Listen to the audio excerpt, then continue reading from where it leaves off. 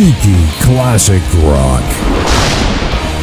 His recording career started in 1992 when he joined the band Lynch Mob, who opened for the band he eventually became the lead singer for. He's also worked alongside Ozzy and has been in RATT, but for the past 12 years, we've had the privilege of hearing him sing Uncle Tom's Cabin, Heaven, and Cherry Pie to all of us. Robert Mason, lead singer of Warrant, is here, and we thank you so much. Well, it's good to be here. Before we get going, now, you guys were touring a bunch before the world went ahead and shut down.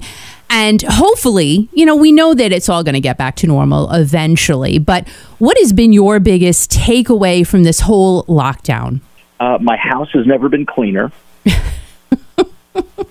That's good. That is good. I should probably not. I can get away with eating and drinking a whole lot less than I do. Yeah. I'm not doing that right now, of course. I do both. But I don't know. It's honestly...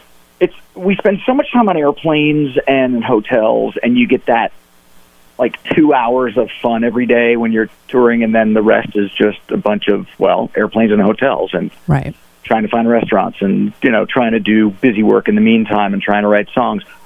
I think the big takeaway for me is how much I absolutely love live performing, and it's like anything, Tom Kiefer was right. Don't know what you got till it's gone. Isn't that the truth? And Tom Petty was right, too. The waiting is the hardest part. But, you're feeling that there is a light at the end of the tunnel eventually, right? I'm the eternal, pragmatist optimist. Yeah. And, I'm not going to get too wrapped up in too much heady stuff when it comes to this, but in a word, yes. Yeah. People are going to clamor even more for live entertainment, and we'll be there when they let us do it. There are a lot of moving parts in doing a live rock show. You have a lot of travel, like I said. You've got us and our crew. You've got promoters. You've got buyers. You've got venue people. You've got merch people. Everything, the airline industry, everything has to work together to make a rock show happen. And we've distilled it down right before this. We played our last show in mid-February, end of February, rather, of this year. So it's been a little bit. It's been a minute, as they say, maybe a minute and a half. Yeah. And we do have shows scheduled for next year. The vast majority of our scheduled shows at venues like casinos or festivals or fairs or city thing, that sort of thing, which is the mainstay of our live touring business, right, moved one full calendar year forward. So a lot of our 2020 touring year has become our 2021 touring year. So it'll be there, but yeah, it looks as though we're missing out on one entire year of this, along with everybody. Everybody's missing out on it. Yep. Did I even go near answering the question? You did. No, you totally did. And we are all waiting for you. I will just let you know that. We are all of us on the other side, you're on the stage looking at us. We can't wait as badly as you guys can't wait. Well, understand that I'm not, that's not lost on me. I'm not being glib or anything when I make jokes about sure. it. That's my defense mechanism, just to go and you have to kind of laugh. There's always going to be room for humor. There should be. There has to be, even in the most dire circumstances. And I'm a fan too, so please understand that I come from that kid that stood in the crowd to watch The Who and then watch Van Halen and then watch Kiss and watch out in live crowds on the East Coast growing up, and just go, I want to be okay. I've only moved, like the saying goes, 60 or 80 feet from the first bunch of rows to standing up there, behind the barricades looking down and looking across the crowd and looking out to the back row and singing to the back row. I have the most unique perspective and the coolest job I could ever imagine having in my life for me. Yeah. And once again, the second we can get back to it, and we're all like-minded, all five of us, and our crew, we'll have Zoom chats or text messages and, emails back and forth with everybody. And, we went pretty much nonstop since I'd been in the band in September of '08. And this is a weird, abrupt stop. I wrote and recorded a side project record and a follow-up to the End Machine record that we did a year and a half ago with George and Jeff and Mick Brown. We actually used Mick Brown's brother, Steve, because Mick is mostly retired now, and are just putting the finishing touches on the follow-up End Machine record. Excellent. I've been keeping myself busy. I write songs. I've done a couple of sessions. I did a season of that Access TV show that I've done, I think, 3 or 4 seasons of now. So I've worked a little bit to keep myself busy, but it's a weird transition to unpacking your luggage and your stage clothes are all clean, sitting in a closet or packed somewhere, and you just put that luggage up on a shelf in your closet and you go, okay, well, all right. But it's ready to go. It's ready. I get to do laundry. I get to drive my own cars like I do, Well, yeah, and you got some pretty nice cars. You got some pretty nice cars and a motorcycle. Yeah. Opinions vary, but yeah, I'm a victim. I'm a gearhead.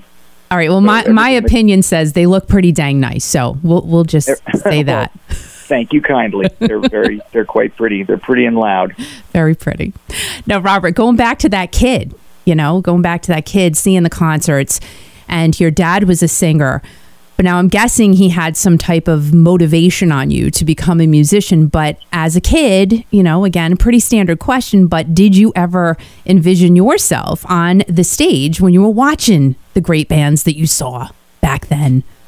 That's exactly it. Was watching concerts. I had a different perspective, I guess. I grew up, as you stated correctly. My dad had a very, very short before I was born little music career that he kind of got sidetracked and decided to go back to school.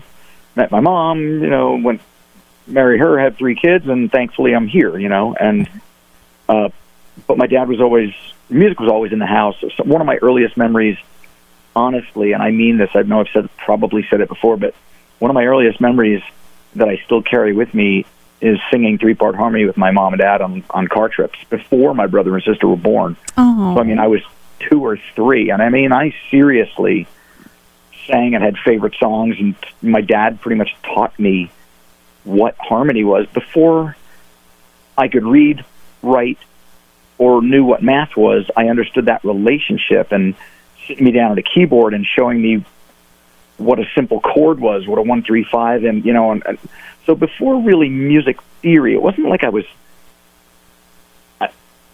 plopped down in front of a piano and all that, and it was more of a feel and fun and enjoyable thing to have favorite songs to sing along with on car rides and record playing, on the weekends all the time.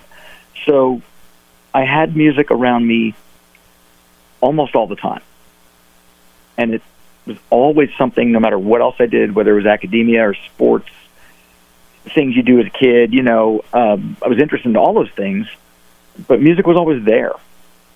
And it didn't really surface as a vocation until my early 20s. And you cannot take those memories away of you singing with your parents. That is so awesome. I love that. I hope I remember them forever. You will. And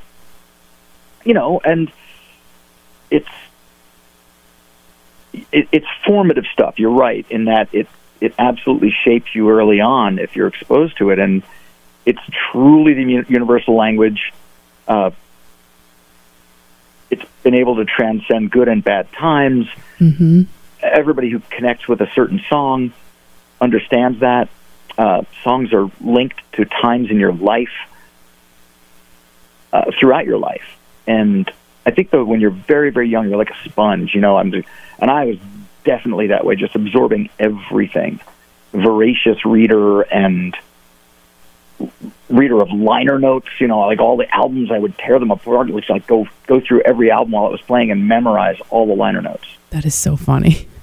That is so funny. And you do seem like you have a diverse musical taste. So I'm guessing you didn't have one particular artist or group that you said, oh, I want to be like that person or those people. But I do know that now I talked to your friend Chip not too long ago, and he has a passion for Cheap Trick, and I guess you do too. So what is that thing that connects you to Cheap Trick? It's simple. 4-piece bands, to me, are just amazing in that, I guess growing up, some of my favorite bands were all 4-piece bands. I mean, Free, Humble Pie, Kiss, The Who, Led Zeppelin, Cheap Trick, the Beatles. Like, it's just, there's so much simplicity and power in it. And Cheap Trick was no exception to that at all. They were 4 distinct personalities, brilliant poppy but still ballsy rock songs, and super simple. And Robin Zander is one of the most amazing singers. I've told him so probably too many times. He's probably sick of it. Probably not. But when I was, and always gracious with his time and super, super nice to me. Even when I was a totally wet behind the ears kid, like super cool. We've played some Warrant shows together with Cheap Trick throughout the years, and they're always so nice, and they always want us to hang out. And I think Robin and I had a little too much wine, and then I got up on stage and played with them at the end of their show the last time, and I think they dragged us all up on stage for Surrender or something. Oh man, how fun! One of the ubiquitous Cheap Trick hits, and super fun. But they took Cry of Love out when I did a Cry of Love record in 96, 97. And they took us out for a few months. And opening for Cheap Trick and direct supported Cheap Trick was just one of those things where you're like, wow, yeah, I get to do this, and I'm a Les Paul. I'm a guitar freak. For a singer, I've always been a Gibson guy rather than a Fender guy, and very much a guitar freak. So I've got, I bring my old Les Pauls out on the road, and our first show, I see Rick, and he's got all these just to die for holy grail guitars, can only imagine, lined up on stands right there. And I ended up running into him on a walk around Denver, our first show at Cheap Trick, and I saw him in a pawn shop. I think I saw Tom first at a coffee shop. He bought me an espresso, and I'm all jacked up on espresso before my first, show opening for Cheap Trick, and walk in a pawn shop, and I see Rick. And I had no idea these guys even knew who we were. And I walk in, and I'm like, hey, I'm Robert. I sing in Cry. And honestly, can I swear? Yeah, absolutely. Yep, do it. Okay. All right. Well, I always ask first, just in case. Thank you so much. You're very polite. Yeah, I was raised well, not by wolves. But I walk up to Rick in the pawn shop, and he's got this like Gibson off the rack, one of those Corvette Les Pauls, if anybody remembers those. Like a Chevy Corvette signature thing. It looked like a 50s Corvette with the Cove and the whole thing. It's crazy. Corvette people know what I'm talking about. I said, hey man, I'm Robert. I'm in the Cry of Love. And he cuts me off like, I know who the fuck you are. We heard you sound checking. Come on. You guys sound great. Like, you were bass? Oh yeah, we were in the back of the room. We didn't want to come up and, gawk on you, hump your leg or anything. But, then he grabs his guitar and I was like, hey, hold this. What do you think of this? I'm like, yeah, it's set up kind of like crap, and I don't know. Well, it's limited edition. I might buy it. Hold on a second. And this is 97, so he flips his clamshell flip phone open, right? And he's dialing away, and he's talking. He's like, he's got his glasses, pair of readers on. He's like, I can't read this. And hand to God, this honestly happened to me. It's the weirdest thing. And his tech is named Pete. And he's like, hey, Pete. And I think he's talking to his tech, right? And he's trying to get this number off the back of the headstock of the guitar. He says, here, man, here. He hands me the phone, and he says, you read this. And I'm reading it, and I hear it, and it's Pete. Well, it's Pete Townsend. Oh, that Pete? Oh, my God. That Pete. He's not talking to his tech. He calls Pete Townsend to ask him if he buys his guitar. My gosh. So I'm at a pawn shop in Denver, and a few hours will be opening up for Cheap Trick. And Rick hands me the phone, and it's frickin' Townsend. Oh my! Like, how did you even comprehend what was happening at that moment? No, it was one of those things where everything time slows down and you get it sort of afterward. Yeah. Oh my. And I handed back the phone. I read the number off. He's like, "Okay, man," and so I'm hearing him. As I'm hearing the voice, I'm going, "Man, that voice is oddly familiar." So funny. That is such a cool story. It's like the first time I talked to Eddie Van Halen, it was on George Lynch's phone. What? I was brand new in Lynch Mob, and we're writing in the pool house and hanging out in the pool because it's summer of '91. I was brand new in Lynch Mob, just a few months, and we were writing that record through the end of the summer after a little, couple of week tour. And the phone rings, and I'm in the house grabbing a drink. And I pick up the phone and say, "Hey, is George there?" Like, yeah. Once again, voice is oddly familiar. I was like, he's up by the pool. Hold on, let me grab him. He says, "Just tell him it's Ed." I'm like, "Okay." And I put the phone down, and as I'm walking away, I'm like, "Oh, Ed." That Ed? Holy shit. So I double back around. I'm like, "Hey, Ed, he's got to, jump out of the pool." And I was like, "But just tell him, all right, we're leaving tickets for you guys at our show. We'll be at Desert Sky in a couple of weeks." I'm like, "Okay." So, tell him he can call me back whenever. Okay, bye. Boom. And I'm like, "Okay, bye, Eddie Van Halen." Like, I love you. Totally. Same story. Right, exactly. Like, what do you say? Right. Yes. What do you say? And I don't really get starstruck so much, but I'm in awe of people that I've, like, meet Paul Rogers or you meet Steve Marriott. And for me, that was just life-changing. Oh, my God. So there you go. Did you, well, we got to back Paul up. McCartney, life-changing. You what?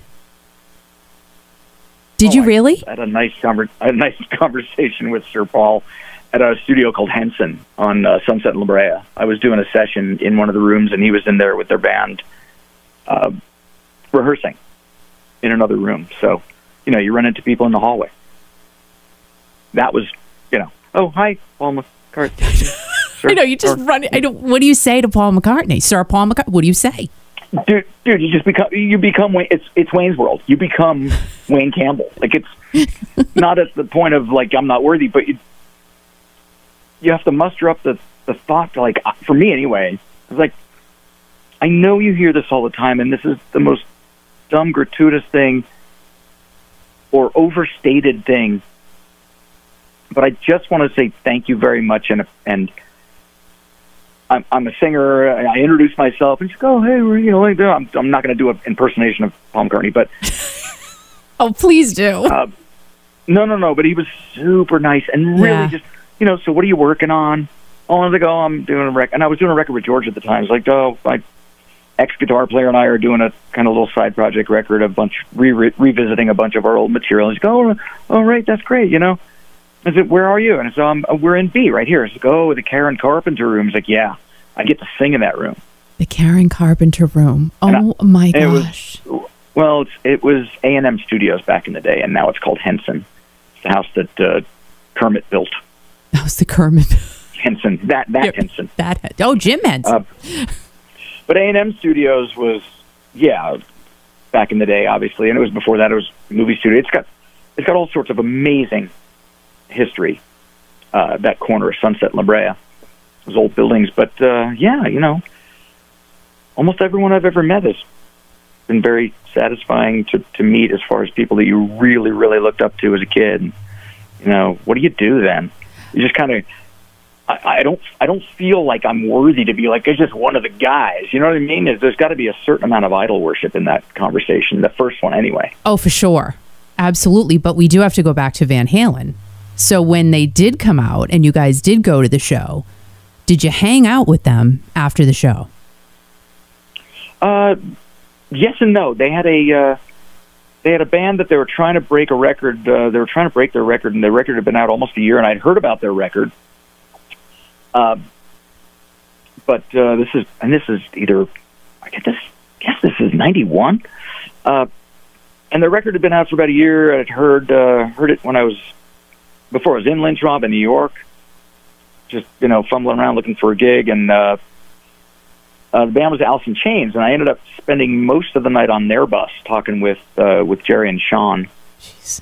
and just meeting them for the first time and telling them how much I love their record and all that kind of stuff. Yeah. And they were telling me about the future of music was going to be a band called Pearl Jam, and it had pretty much already been decided at the record company that was going to be the biggest thing in the world.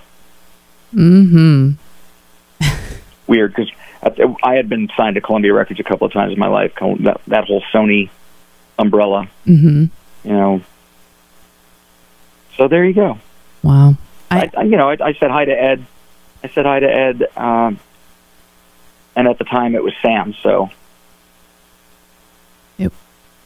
But I had a Roth sighting once in Henson Studios as well. Just within weeks of the Paul McCartney thing. Henson's a magical studio. So many people in there. But did you feel like, magical when you were in there? Did it feel great to be there? Oh, it has it's like standing in the Coliseum. It's got, for musicians, it's got history. It's got so much history. Yeah. It's hallowed ground. So many records were done there. Just kind of like Sound City in Van Nuys, similar thing. You know of all the records that were done there, and just hanging out in that studio. And that place is, just looked like a hole in the wall dump. Yeah. In a bad neighborhood. But it doesn't matter, city, right? It doesn't matter because of what came out of it. No, but I mean, the corner of Sunset and La Brea and Hollywood at Henson Studios, and all those rooms are just, every gear room has history. Every production room, the lounge, to go make a cup of tea or coffee, like that room. You think of the people that have walked those halls. Gosh. I love that. Yeah, that is very cool. Well, going back to your days in Lynch Mob, you left, and then you went back. What made you decide to go back that second time? To do that in, I guess that was 99, 2000, somewhere around there. I was never in RATT for the record. They wanted me to join the band, and Warren DeMartini and I and Blotz and all those guys were friends. And Steven had split for some reason. One of the RATT arguments that they're famous for, I guess. Yeah. They put the fun in dysfunctional. Yes, I'll say that. I don't mind saying that. They know I like them. Yes. And I get along with everybody. Honestly, get along with everybody.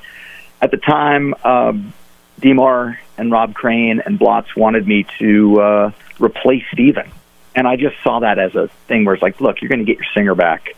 As much as I like you guys and the material's cool, and I'm a fan and we're friends and all, but singing that stuff, I just didn't feel. I told them no because I told them get their singer back, man. Patch it up because he's got that voice and I don't do that thing, and I'm gonna feel like I don't want to feel like I've got to extra grit up my voice and sing those RATT songs, and if I don't.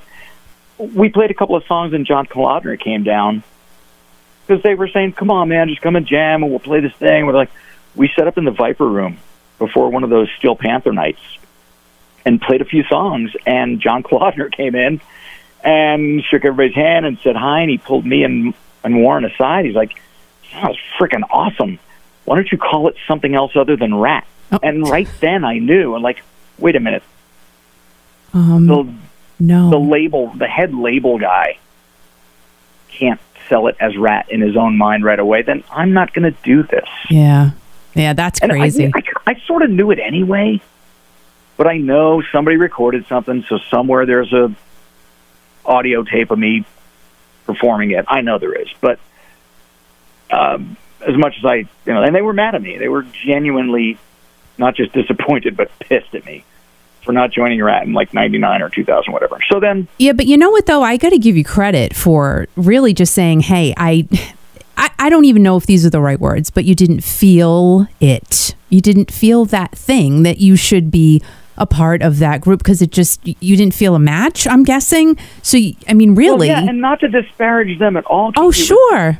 It was just not the right fit. And I just knew, once again, pragmatically, I knew that eventually Steven would come back, or they'd want to have him back, or something. There would be pressure from somebody, even if we got along great, made a record, they loved me. It wasn't the right fit, and that's why I walked away. Well, you know, I mean, before it ever really became a thing. And that's, again, I give you credit for that, because some people could have taken that opportunity and said, "Oh my gosh, it's rad. They're asking me, so I'm just going to do it just because I want to do it." But you didn't feel right about it. So no, that's big of you, actually, I think. I'm not looking for a pat on the back, but that is dead honest what happened. And for years, like I said, for years they didn't want anything to do with me. They didn't have a nice thing to say about me. And it took getting in Warrant. I will move ahead, and I think I saw, Ratt was playing. Steven came back to the band. They were playing, yeah. and Bob comes up to me at a bar somewhere. I think we were in Vegas, and I slides a shot of tequila across the bar to me. Oh, perfect. He's like, "Hey, Mace, come here." You're friends again. What? Right. He's like, "Hey, dude, I was really, really mad at you for a while." I'm like, I know you were, Bob. It's okay. I get why. And, dude, I get it. Like, but please understand. He's like, "Oh, no, dude. All for the best, and I understood it wasn't the right fit for you." I'm like, "Okay, cool. Then we're cool." And we were cool from that moment on. And tequila makes everything better. Well, I mean, some things. Arguable, but yeah. Corn flakes. Motorcycle repair, no. But, Yeah. But so I'm jumping ahead. The Lynch Mob thing, to answer your question, George had what started off as a solo record, some little side project solo record he was doing in the interim. And they weren't calling it Lynch Mob. He was going to have a bunch of different singers. He asked me to come and do 2 songs. And he was like, "Here's the budget. Here's what I'll pay you." And I'm like, "Okay." And it was, I think, right around 2001, maybe? I don't remember. 2002. Gosh, I don't even remember the exact year. 2002, maybe. And I was home in Arizona and doing sessions and writing and even a little teaching and a little, it's not really my forte, but I'm being a journeyman musician and doing some sessions and some commercial stuff and film and TV stuff and writing with other people, kind of getting along there. And George had me come in and do the 2 songs at Henson, and I did them the first day, and the second day they all came in I walked from my buddy's house up by the Hollywood sign and got my coffee at Starbucks at the corner of Sunset and La Brea, and walked into the studio to find them all sitting there. I'm like, "Am I fired already? What'd I do?" And they're like, "Here's the rest of the budget. This is how much money is left allocated for all the other singers. This is what we want to give you. Can you just do the whole record?" And I thought about it for a minute and had a little coffee and sat and once again walked around Henson for a little while and came back. It's like, yeah. So that's how that happened. Yeah. Now, it was revisiting a lot of the old Lynch Mob and Dokken material, so it wasn't really a tough thing to do. It was interesting. It wasn't really the closure I was looking for after doing that one Lynch Mob record and not doing any more, but I mean, it felt good. I'm still proud of the performances on that record, and it's not for everybody. Yeah. But once it had George and myself and Anthony involved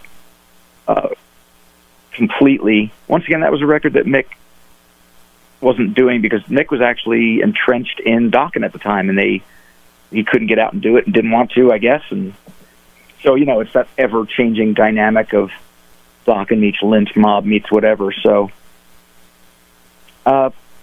just decided to do it. Yeah. And then got in a really bad motorcycle wreck right when we were right after touring. Oh, so that was the time when that happened. Now tell us that, because now you're still on a motorcycle though, which is great, but it's once again, opinions vary. It's but hey, you could have not gotten on that motorcycle again. I know people got in pretty bad motorcycle accidents. They never went near a motorcycle again. So tell us about that. And absolutely valid and justifiable. I got knocked off my bike on the 101 in Scottsdale, coming home late on a Saturday night. I'd gotten off the Lynch Mob tour and when I went out to go see some friends, and as was my habit, never ever drank ever, even in the same day or night that I was getting on a motorcycle. So club soda and water and whatever else at the club, going to see some friends, local band play, and on the ride home, I peeled off from my friends the last 20 or 30 miles, and got hit directly from behind by a car weaving and racing through traffic on a Saturday night on the 101 in Scottsdale, and very close to the Mayo Clinic. So, oh my God, it was, not to be. I don't want to make that too long a story. I ended up being fine. Yeah. All the parts work. Right. Broke the tip of my finger. No internal injuries. No concussion. Square feet of really bad road rash, like nearly like skin graft time. But they took me real good care of me at the Mayo Clinic, and I was able to recover, and I have scars. Well, you're a lucky guy. You're a lucky guy. I was quite fortunate. Now, you also did some work with Ozzy in 95. We have to talk about that. That was 95, 96, yes. And for about almost a full calendar year. On the Osmosis tour, but you weren't on stage. Well, Ozzy's never had anybody on stage except the bass player, the drummer, and the guitar player, and him. Ever. Think about Black Sabbath. Keyboard player, always off to the side. If it was Don Airey or it's John Sinclair or whoever it was, should I just go with the story or go for it? Specific question. You know what? No, just go with the story because it's an interesting one, really. I was home and off the road, and Sharon Osbourne called my house and asked and said that she had called around some studios, and my name came up several times. So the next phone call she made was to me, asking if I wanted to come out and sing live background vocals on an Ozzy tour.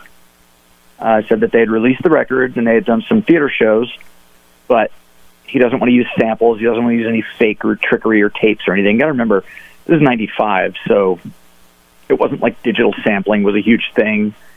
You had to fire off samples from a keyboard or a controller or something, or run, literally run tape. And it's unreliable. Not, digital was just at the beginning of when they could really do stuff with that. You had to carry around drives and all that kind of stuff. So he didn't want to do any of that. He wanted a real complimentary sounding background singer. Yep. Because if you listen to those Ozzy records, that's him doing all those backgrounds on those records. 2 and 3 tracks of them, and backgrounds are usually 3 and 4 tracks. So to make them sound like the records, he wanted to have a real human. And to his credit. And I said yes. And a couple of weeks later, I was on my way to Europe between Thanksgiving and Christmas of 95. And, they made me a booth, gave me anything I wanted to sing through as far as microphones and monitors to hear back, and even a teleprompter with the lyrics, which I thought was funny. That's funny. That's awesome. They FedExed me plane tickets to... I think it was Phoenix, St. Louis, or Chicago, Stockholm, Copenhagen, something like that. So, and they shipped me a box of every bit of Ozzy and Black Sabbath material, like every CD. Wow. So, and a set list of, I think, 19 to 20-something songs. So, Immerse. during those flights, I just end over end listened to all those songs. Yeah. On my CD Walkman. Oh my gosh. This is what people did before iPhones. I loved that. I had one, and I had a little FM radio. They were great. When they didn't skip, they were great. Yep. The cassette player always skipped. Always. So I landed, I think, in Copenhagen, and stayed at the hotel for a few hours, and wake-up call woke me up. Car took me from the hotel to the arena, and watched my first Ozzy show, had my laminate made, and got ready. Next morning, I did a rehearsal at the next venue, and did 2 songs, and he looks at me from across the stage and goes, okay, 2 thumbs up, okay, you're in.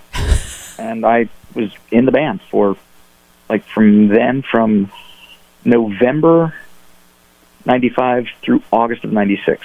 My last show was Donington, August of 96, and it was Ozzy co-headlining with Kiss at Donington. My gosh. That was a great last show then. Played Budokan twice, went everywhere.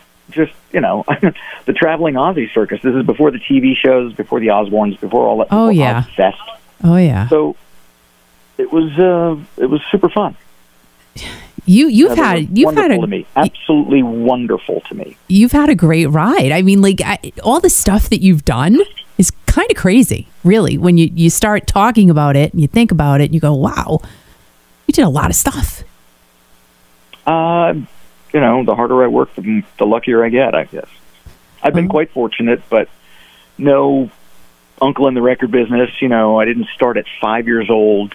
I wasn't groomed. I didn't work for Disney. I didn't do any of that stuff. I just left college one day because there was a lot of stuff on the radio. I could sing pretty well, and I had always had a musical background, and just kind of fell in with some of the wrong guys, some of the right guys, and found my way to, from gig to gig.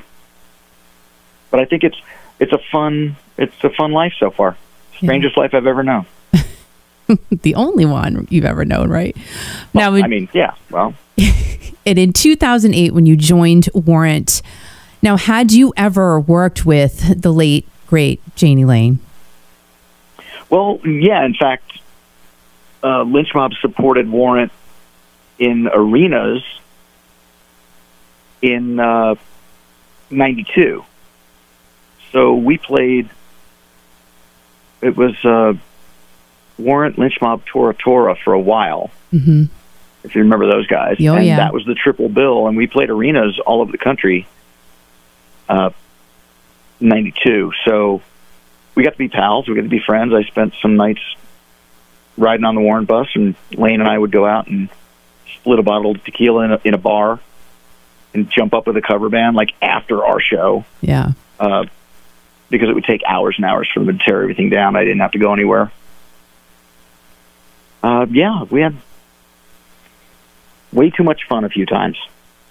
Now, to step into his shoes, though, how was that for you? I mean, Jani didn't leave us until 2011, but to actually Correct. Step into his shoes in 2008, sometimes fans give new lead singers a hard time. Did you find that you got that, or was it a pretty easy transition for you?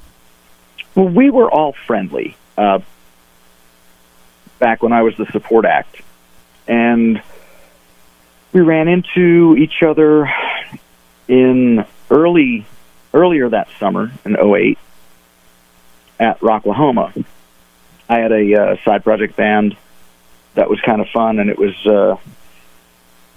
musically kind of like the late 70s to very, very early 80s, mixed with lyrics that were either incredibly pompous or overtly sexual. And the name of the band was Big Cock. I thought it was fun. And my mom hated it, by the way. Oh, well, you know what? Good for your mom. Didn't like many of the lyrics, let's just say. My dad thought it was a joke. He thought it was fun, though.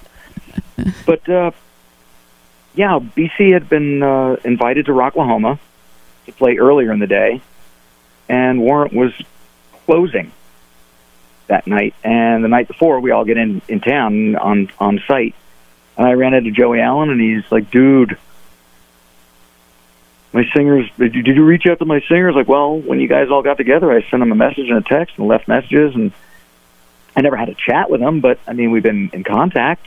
Like, oh, he's been in rehab a few times, and I don't even know if he's going to show up tomorrow, and dude, I don't know what to do. And, so I got the kind of Joey Allen kind of, he'll admit it, crying in his beer that night about how Lane just didn't handle being out on a live tour very well, and he was drinking a lot, and he'd go into rehab and come out, and seemingly be okay because of the rehab. But he's kind of playing the rehab game, and that's what I heard, and it was obvious from what I saw.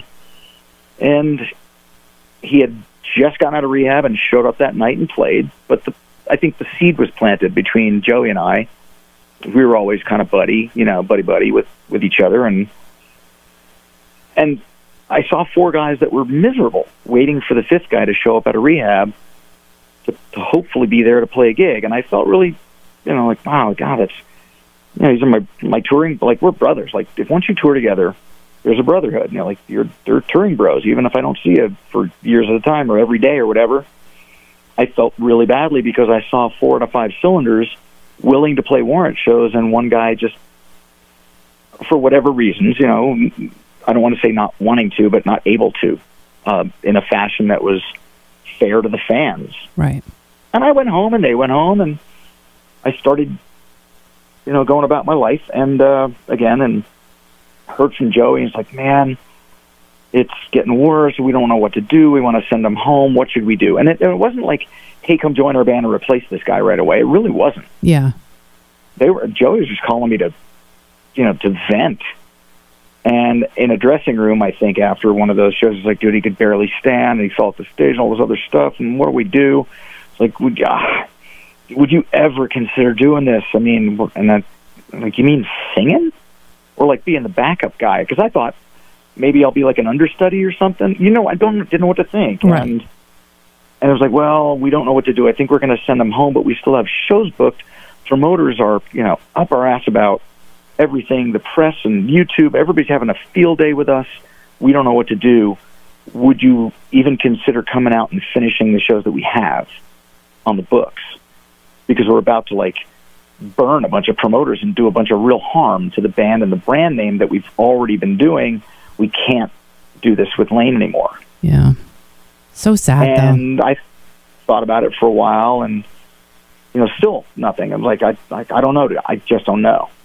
And I had to wrestle with it for a minute, and I went out there to play some Warrant songs with them at some dingy little Orange County rehearsal studio, just to see if the chemistry was there, if it really felt okay. And I printed out lyric sheets. I didn't really, I know the melodies. Like, I just have a working knowledge of the melodies. I didn't really know the songs. I went and sang 3 or 4 or 5 of them in a row on an afternoon, I think on a Sunday in Orange County, when they all went home for a few days.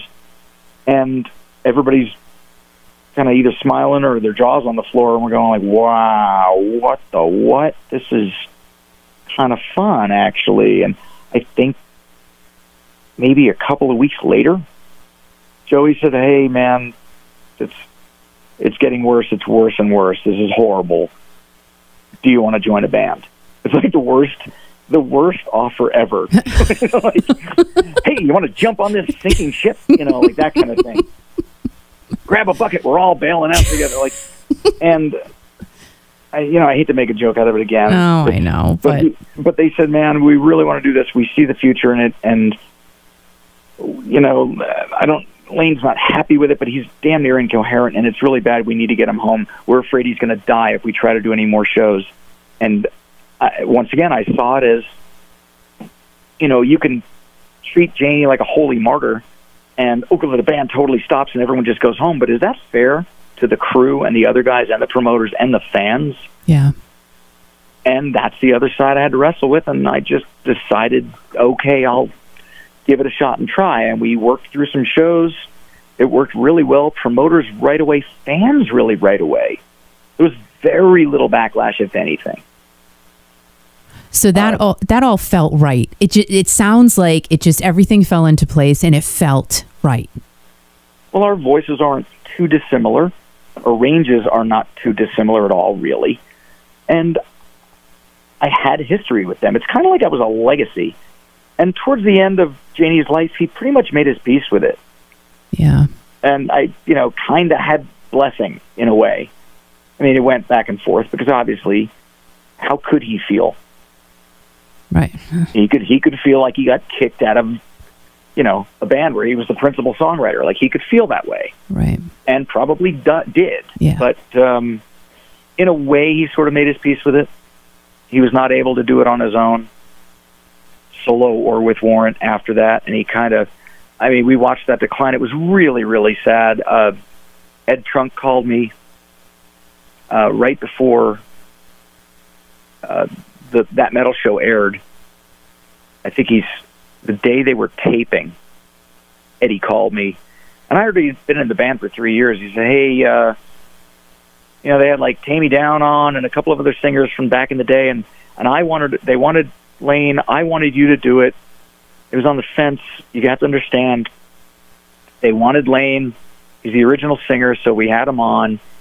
He said he talked a good game and said he looked great, and he said he was fine and doing great, but he really didn't look that good to me. This is Ed Trunk telling me on the phone between text messages and then voicemails. Then I actually spoke to him, And I mean, he said, "Look, it doesn't look great. I feel really badly. You're my friend. I know Ed for, 30 something years. Yeah. You know, we're Jersey guys. Our birthdays are 2 days apart." Oh, geez. And he said, "Please understand."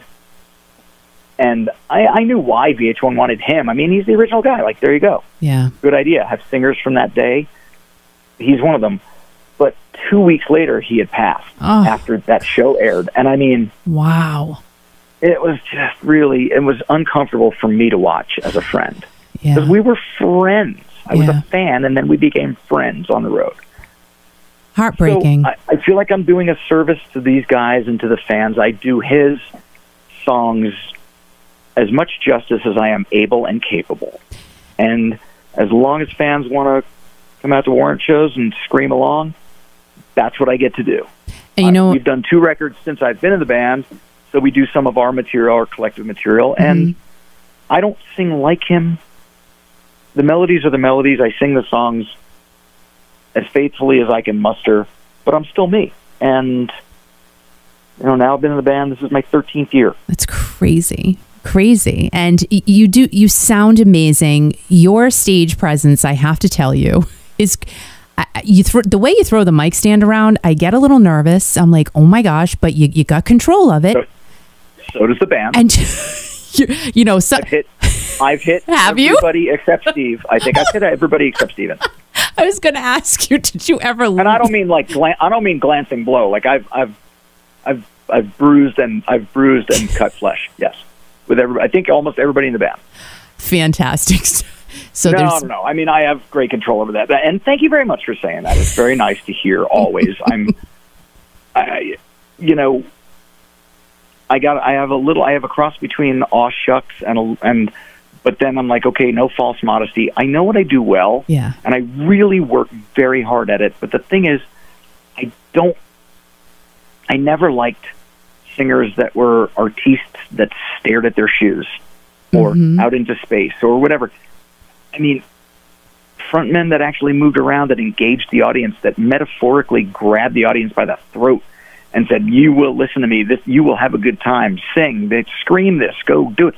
Like, people with a command of an audience, whether they're doing it intentionally or not, P.T. Barnum style like Roth did, or just pure power style like Steve Marriott did, Freddie Mercury did. Like, that was always so fascinating to me, and I definitely I'm definitely an amalgamation of all the frontmen I've ever been enamored with as a kid. From Tom Jones to Sam Cooke to Steve Marriott to Paul Rodgers to, gosh, it's so many. Freddie Mercury, for sure. Well, I mean, yeah, and Freddie a little later. I caught on the Queen train a lot later, but Roger Daltrey, just power and just badassery. Once again, I go back to Marriott and Paul Rodgers because, and Tom Jones. I remember my dad sitting me down and watching the Andy Williams show at I was probably 3 or 4. Yep. And Tom Jones is up there in a green or orange jumpsuit. Perfect. Love gyrating him. And, What's New Pussycat or whatever. And just hearing him growl as he sang. And women losing their ever-loving minds. Underwear. And I remember that made an incredible impact on me. Yeah. I would think so. I mean, Tom Jones, how could he not make an impact? I mean, still a badass. Thank you, Tom Jones. Yeah. Never met Tom Jones. I met Tony Bennett. Never met Tom Jones. Wow. Well, you got to meet Tony, though. That's pretty awesome. In the Phoenix airport. Oh, geez. You've been around a lot of cool cats, I got to say. Well, like I said, I travel a lot. And I've been doing this for, whatever it is. Long time. My God, it's more than 30 years. So there you go. Now, when you sing, I have to ask you, though, when you sing Warrant's song, Heaven, I mean, how, like us listening to it and always, thinking back to Janie singing it, you have an amazing power in your voice, and you do connect all of the music that you sing, you connect with the audience. But what is it like for you to sing those power songs to the crowds that you sing to? It's a beautiful song. It's really well written. He had a little window in time where he he had a lot going on. It's like a great batch of songs, like several records where it's just, he was such a good songwriter. And, you know, producers, I'm sure, had their way with it a little bit, and arrangers, and the band obviously played it, and that's what made it Warrant. You know, it wasn't just a solo thing for him. But those songs connected with so many people that you see that. You generally get an actual sense. And I definitely want to maximize that, and I get them all, you know, cell phones, lighters, hands up in the air, whatever they need to do, and singing along and all the whole thing. It's one of the songs I get to play on too. So I play guitar, and I'm not as much running around as I am standing in front of a microphone, because, you know, both my hands are busy. And it's almost like a settle down for me, because I'm not sprinting around, running from side to side and jumping up on PA and, you know, right, trying to literally get out in the audience a few times and all that kind of stuff. So this is me behind a mic stand and a guitar playing, and that's, Heaven's great. Uncle Tom's great. I love singing that song. Mm-hmm. Cherry Pie, man. It's like, yeah, I mean, you know, those big songs. I Saw Red. Powerhouse. You know, yeah, they're really well-crafted songs, and I'm lucky to be able to be that guy doing it. Now, with the rich history that Warrant has, what is the one thing that you're always going to carry with you that you learned from being in Warrant and being around these amazing guys? A really good question. Thank you. Show up early for lobby call, because they will leave you to get an Uber on your own or a cab. They're strict. I like it. No, we run a very tight ship. We're that almost German, you know, like 5 minutes early is on time. On time is late, and late is not allowed. Oh, it's a business too, right? I mean, this is a business. Well, that's the thing is, okay, I'm making a joke of it, but as far as the performance thing, when it's clicking and we're all having fun, mm-hmm. you really feel that. And I honestly feel, it sounds maybe, I don't know, corny or schmaltzy to some people, but you really are connected with these 4 other guys playing these songs, figuratively and literally bouncing off each other at times. I'm hitting cymbals, jump up on Steven's drum riser, hit cymbals. I've got cuts on my hands. I'm bleeding like a stuck pig. Sometimes halfway through a show, and my tech's coming over. He's like, "You're bleeding." I'm like, "Yeah, I know. No, Jesus." Fuck it. I'm not going to run out of blood. I got a lot in here. Relax. I'll be fine. It's not that bad. But the energy of that show is really the culmination of your day. And, you know, I call it the, 22 and a half hours of bullshit and an hour and a half of fun. Mm-hmm. And it's worth it to get to that hour and a half of fun, right? Absolutely. Yes. Obviously the other cliche I'm sure other musicians say, and I've probably heard it some other places, like, I'll do the show for free. Mm-hmm. But I would like to be paid as handsomely as possible for air travel, delays, van rides, hotel stays, being away from home, the whole thing. Like, that's the job. Right. The show is the absolute payoff and the fun and connection with an audience when they really give it back to you. And you get all that energy. You become reinvigorated. You can go louder, harder, faster. Yep.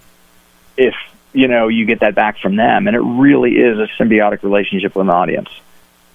I'm never happier when I'm on my side of a mic.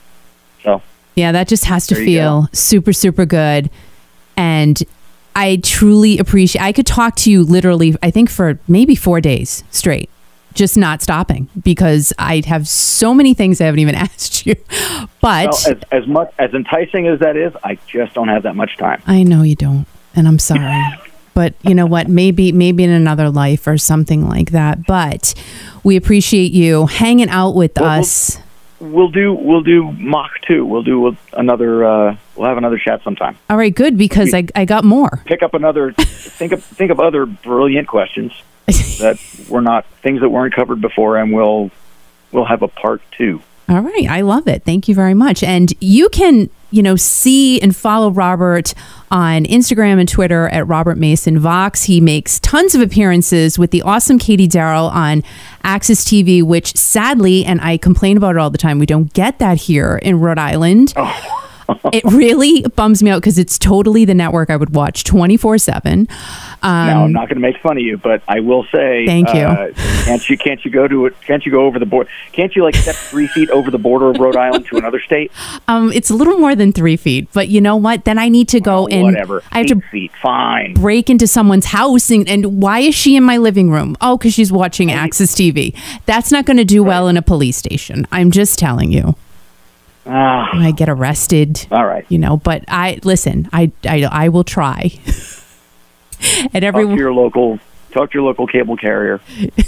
I will try. It's worth it. It's worth it. There's some really good programming and some fun stuff. I know on Access TV. I'm not just plugging the show I do. No, they got great stuff. They got great programming, and. Everyone can also visit warrantrocks.com for all of the latest up-to-date band info, music info. And Robert, I am telling you, I really hope you're back on the road soon because I'm going to be in the front row going, wow! And thank you. Boy, so do I. The second they let us. We've got a few dates, like I said, on the books for next year. So great. Some promoters are optimistically looking to get back to it, and we certainly will.